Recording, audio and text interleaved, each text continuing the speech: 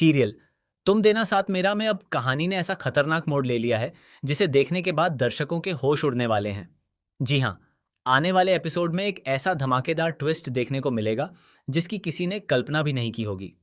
अब तक जो लोग अपराजिता और रक्षित की बढ़ती नजदीकियों को सिर्फ एक इत्तेफाक समझ रहे थे, उन्हें अब एक के बाद एक ऐसे बड़े खुलासे देखने को मिलने वाले हैं जो पूरी कहानी की दिशा ही बदल देंगे।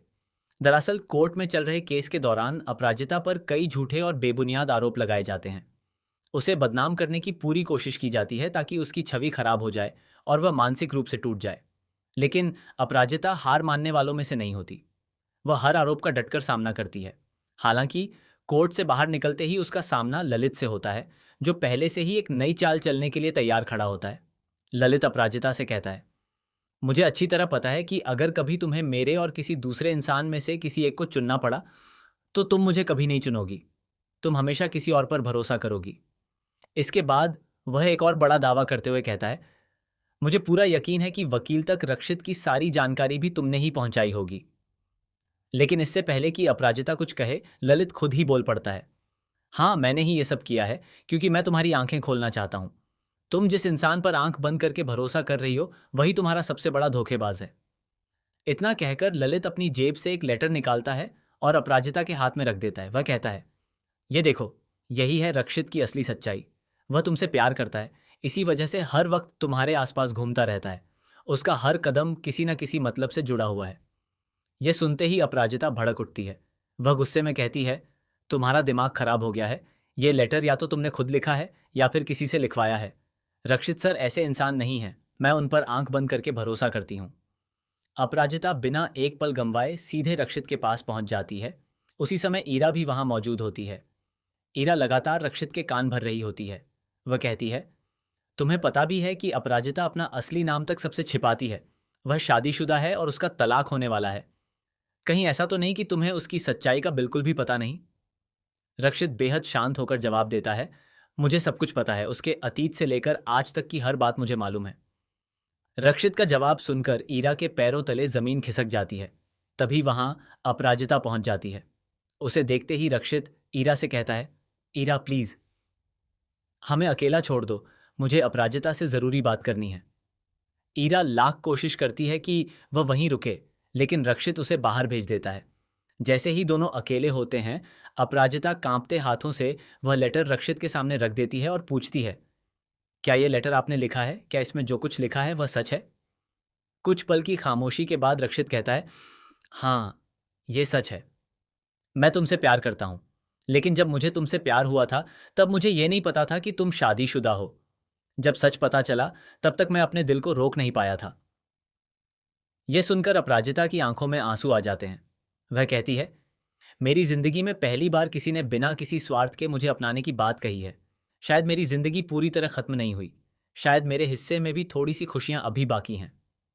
दूसरी तरफ ललित दूर खड़ा यह सब देख रहा होता है।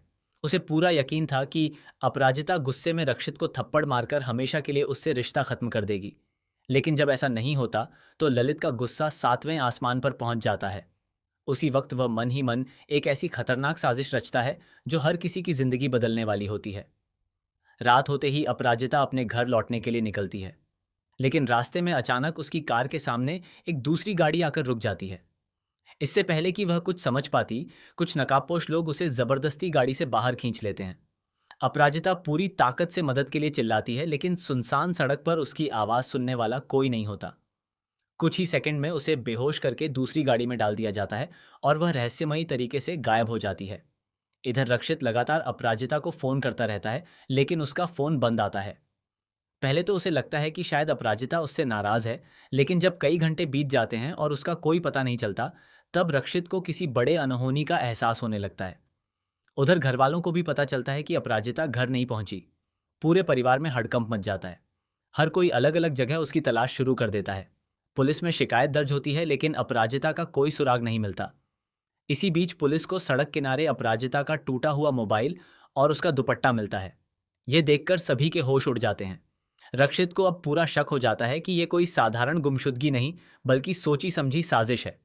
वह सीधे ललित के पास पहुंचता है और उसका कॉलर पकड़कर पूछता है, सच सच बता, अपराजिता कहाँ है?